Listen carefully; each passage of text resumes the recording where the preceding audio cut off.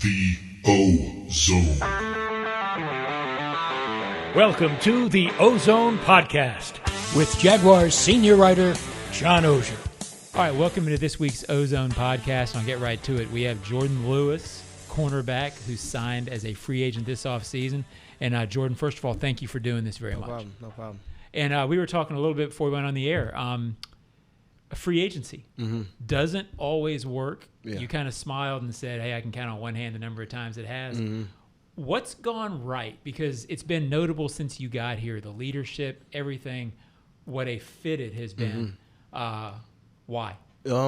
So like when James he told me to come here and be myself, and when I first talked to Coach Liam, he told me go in here and just be who you are. Right. And I know that Coach Liam and James have been watching me for a while because they were with the Rams, and that I played the Rams a few times, so they knew exactly what they were getting in me. So when they came to come get me, they knew the type of person I was, and they had people around the league telling them my type of character, and it was just easy because I could just be who I am. So I didn't have to be extra. I didn't have to do anything that I wasn't used to doing. So I just came in and just was the person that I am. How it strikes me that a fairly unique situation, a chance in year 9 to come in and be a part of something that clearly you may not have a great feel for because you weren't here last year, but it's such a new vibe. It's such a chance to be part of it on the ground floor and help something grow. How appealing was that, and how much are you enjoying that? That was everything. When I talked to Coach Camp on the phone, you could just hear, how excited he was to go out there and challenge people and go out there and have a really good defense. So I want to spearhead something like that. I always wanted to be a guy that, people could, depend on and lean on in the locker room and, on the field. So to be around the type of people that we are around every day, the coaches to the players, it means the world, man, because we have the talent to go do it and the right mindset to go, do really good things, man. So it was like a whirlwind. We got everything right. The front office right, the coaching staff and the players. So it's just a perfect storm. And when you have those three things that's in unison, you can do really good things. I was going to get to him later, but you brought him up. Coach Camp, quite the personality. Yeah. And I've heard a couple of guys talk about, hey, this guy doesn't sleep. I mean, what are your impressions of him, and what has he meant to bring this group together? Man, his energy is, infectious, man. So just being around him every single day and just knowing how vulnerable he is. He told us a story about his dad, and him when he was wrestling and how when he was wrestling he didn't give it his all, and his dad told him to find the way home. Yeah, and it just being that vulnerable and telling them, and relating it back to, going out there and just going and playing as hard as we can and giving it our all, and we'll, come out on top a lot of the times. That just means the world to us, and we want to run through a wall for him because he's just completely transparent with us, and he wants to go out there and he loves us and he wants to go play good ball. So you can't do anything but love that and go play good ball how we did this week. Yeah, he said once, right when he first got here, I was talking to him and I was asking him about scheme. Was he going to play a 4-3 or 3-4? And I don't know if it was off the record or not. I'm sure he wouldn't mind me sharing. He said, look, scheme's fine. But to him, coaching is about connecting and knowing you guys believe that he's for you guys and that matters in the pros, right? Yeah, no, like I said, man, when you have people like that, it doesn't matter what we playing. Right. We play all out zero all game. When you believe in your guys, you put that hope in them to go out there and execute. It doesn't matter. Guys go out there and run through a wall for you. Gotcha. Like we ready to do whatever for them. And it doesn't matter what the scheme is, what we play. We just want to go out there and do it full speed for him because he believes in us and he believes we can get the job done. What's I kind of know the answer, obviously, the vibe on this team right now after a week 1 win, but you got more to do. It sort of feels like it's just getting started, right? I mean, yeah. We want to get better each day. Right. And that's by practice.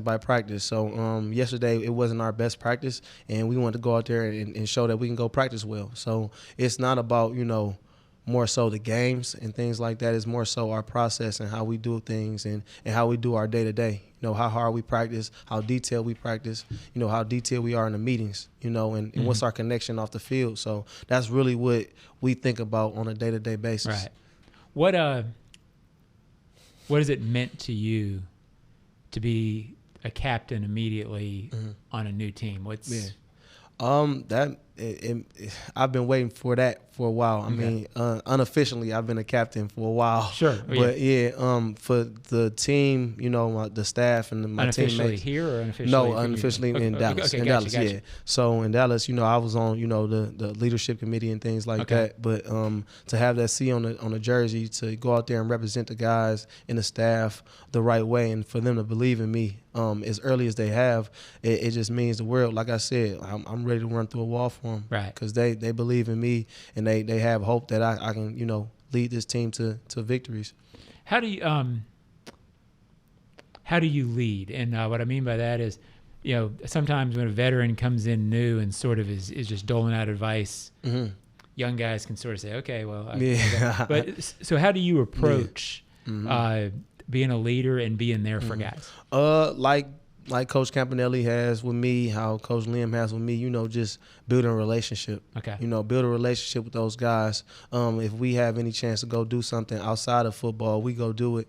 And I don't miss a chance to go, and just connect with them and not just talk about football, just seeing how they're doing as people and, trying to develop them as, human beings more so than just being able to, just lead them on or tell them what to do or be in charge on the field. So just that connectivity, just being just a human being to them, a decent human being, honestly. And that's what I wanted as when I was a young player, just somebody that wanted to be around me. And not only just show me the ropes, but wanted to be interested in me as a person. So I'm just doing what I always wanted for when I was a young rookie or a second-year guy. So who did that for you? Who did that for me? Sean Lee. Okay. Sean Lee who played a long time. Yeah, played a long time. Yeah. So he showed me the ropes, man, and he invited me. He invited me and one of my best friends, Chidobe Awuzie, plays for Baltimore right now. We were the young guys there, and he was just so generous, It resonated with you. Yeah. So he would invite us to his house. We'd watch film with him late, and we just watched him, and he was just taught you how to be a pro too. Absolutely. Okay. So he taught us how to be a pro, and when you do hang loose and things like that, you want to be involved with the guys. Right. You know what I'm saying? Don't shield it off. Show them your whole, who you are as a person. Gotcha. So that resonates with a lot of guys too. Like just showing them who you are off the field and not just this facade of, I'm a leader. You know? Now, are you the big brother or are you the dad? No, I'm the big brother. Still the big brother. Yeah, right? I'm not. Okay, not quite. I'm too small to be a dad. Okay, yeah, on the football team. Nah, I got you. Heck, no, I'm a big brother, man. But I want them to know that I'm a peer of theirs, that can help you go through this life and on the football field. And I'm not trying to, say I'm a level above anybody. Sure. I want to lead from the back. I want to service people. So that's really what it is, just going out there and helping people and serving. I don't want to be anybody's father. I just want to help. I've heard so much, I guess really since training camp began, about the level of communication in the defensive backfield. It's something they lacked last year, something they brought in you and Eric, and Dewey's in the lineup for that reason. What does communication mean in the defensive backfield? I don't know enough about football to know it. Yeah.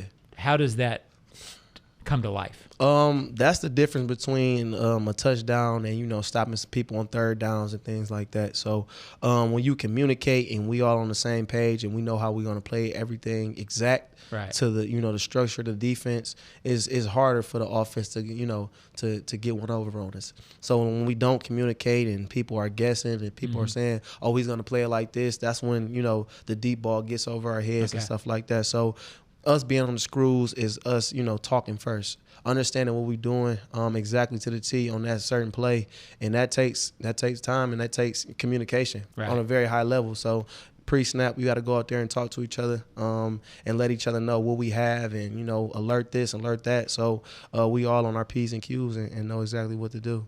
Some specifics before I get into a little bit of your story. Not a bad wide receiver group you're playing this week. No. How from a corner's perspective, tell me why these guys are so good. Yeah, I mean, they're extremely explosive. One, just on the outside, and that's not including, how connected they are to their quarterback. Okay. And that takes them on another level too. So they're extremely talented, one, and then you have a guy that they've been with since they've been in the league, and a guy that one of the guys been with them since he was in college. Right. So their rapport is second to none, I feel like, in the NFL. So they understand where they want to be on the football field, and they understand where they want to throw the ball and where they want to catch the ball. So, one, they're extremely talented. They can run and catch. They can go and get the ball. They can run routes. And then it's a guy that can put the ball on pinpoint accuracy. So that doesn't help us. And they keep coming at you too. Yeah, and they're gonna keep coming. They're gonna keep throwing the ball. It doesn't matter what it is. They're gonna find something. So it's that the guys on the outside they're talented. Will shoot, even the tight ends, running backs. Mm-hmm. They're talented, and they have a connection with the quarterback that's different. You can't ask anybody in the defensive backfield anything without talking about Travis. Mm-hmm. So what's special about the kid? Yeah. His energy, and his willingness to go play both sides or go play whatever, needs to be played. So that takes us, that's a skill to go out there and want to do that. And that's a skill to understand, the different type of movements that you need to learn and have to be a wide receiver, to get open as a wide receiver, to lock people down on defense. So it's definitely two different movements, but I feel like he understands both of them. And he has the energy and the want to and the stamina to go out there and do it. So that's something that, a lot of people, don't attest to enough.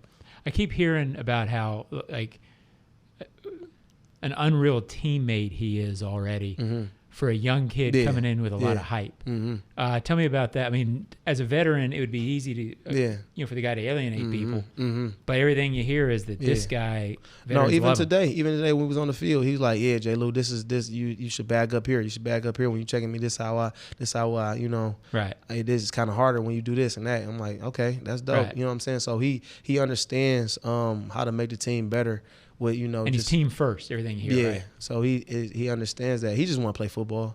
That's it. Yeah, he don't mind. He don't care what's going on. He just want to go out there and play football, man. And just him being on the field and like I said, communicating like, oh, this is what I would thought did here or there. That helps a lot. Pretty high end stuff. So,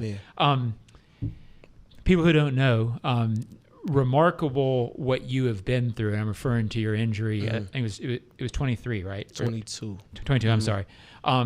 I've seen it described as a Liz Frank, and then I've seen you describe it. It wasn't just a Liz Frank. Yeah. If you don't mind, sort of talk me through that and how coming back from that has shaped you. Yeah.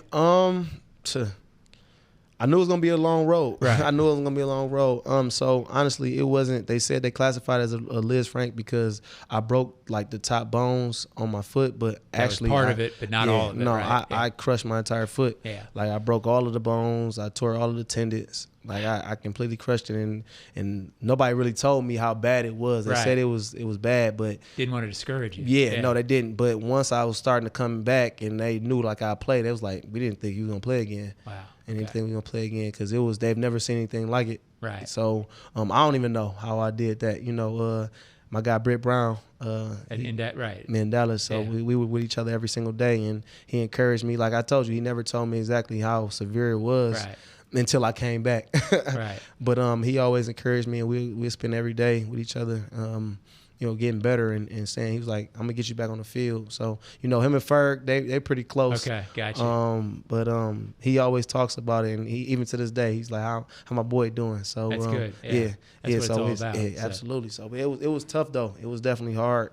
And still wear a special I wear cleats. I customized cleats. Okay, gotcha. Customized cleats that helped me a lot. Cold footwear, shopping people out because they definitely saved my career, honestly. Because I really can't wear like regular cleats right now. Gotcha. So, how does that shape you that deep into your career? Mm-hmm. The obvious question is more appreciation for the game. Yeah, but, is that honestly, it? Or is there more?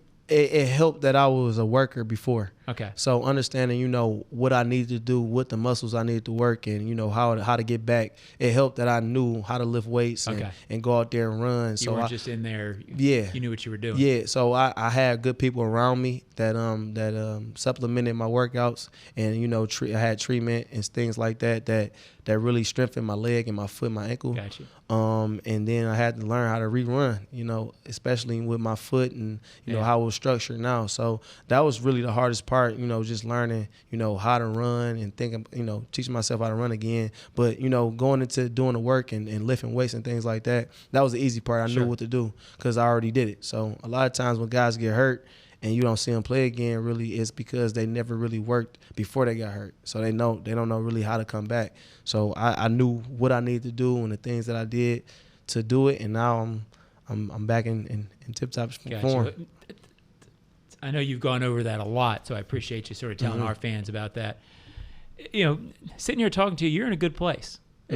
Has this always been who you are as a player, or is this a good time for you in terms of veteran? You know what's going on. You're healthy. Yeah, I've always been positive. I've always, spoke to the media, even when I'm not playing well or I'm not playing. I always, I had a good reputation with the media down there, and I had a good reputation with everybody down there because I never was negative or I never, said it was, play victim. Right. So this is always. It's not always easy to have a good relationship in Dallas. Yeah, nah. But it was easier for me because I always was respectful. Right. I always gave the time of day, and even when I wasn't doing really good, they helped me out. Right. So Gotcha. it's just being, like I said, it's about being kind to people. Gotcha. And that always helps in the long run, especially when you're not doing well or you're hurting. So that helped. They put out good stories, and I had good people around me to uplift me. But I always, like I said, you got to know who you are as a person first before you go through this, because it's a lot of ups and downs in football, man. So if you don't know who you are, it's gonna really challenge you. So I knew the type of player I was. I knew the type of person I was. I knew that I had a good heart and I wanted to play football. So I always knew that, and just stayed true to that. And like you said, I'm in a really good place right now. I'm blessed for sure, and I'm happy to be here. The last thing we do, we call it the Ozone Five. It's 5 fast, fun questions. Jourdan Lewis, what was your last binge watch? Man, watch. We were just talking about that. They're tipping you off now. Yes. Okay, Oh, I'm sorry. I ain't. No, that's fine. Emily in Paris. Okay. Yeah, on Netflix. Gotcha. Your pregame song or artist or anything you want to share? Spirit in the Sky. Okay. Yeah. I like that. Yeah. Sport you would have played if it hadn't been football? If I would have been tall enough, basketball. Okay. Yeah. Were you good? I was until I wasn't tall enough. Gotcha. Every guy in the locker room thinks they're the best basketball player in the locker room. Right? They think I am? No. Everybody thinks they're the... Oh, yeah. Foyer can play, too. Yeah. I'd say Foyer can play. Draymond was good now. Yeah. He was really Diami good, can play, too. Yeah, I got Diami you. can play, yeah. Your must-see athlete? Must-see athlete of all time? Whoever comes to mind when I say that. Must-see athlete. That's a good one, bro. I would have liked to seen Deion. Okay. Must-see athlete. I think that's He was special. I didn't see him in person till late, but person or people that you wouldn't be here without. My mother, my wife, Ariel. Okay. My mother, Linda, for sure. Britt Brown. Okay. Yeah. All right. And Keisha McKenzie. Yeah. Okay. So those people, I don't think I'd be here without them. You don't get here alone. Not at all. Years Not even close. Even without the injury. Yeah. So, gotcha. Jourdan Lewis, I can't thank you enough. It's a busy week on NFL game week, and to take the time to do this, I appreciate it. Thank you for joining the Ozone Podcast. No problem. I appreciate you having me.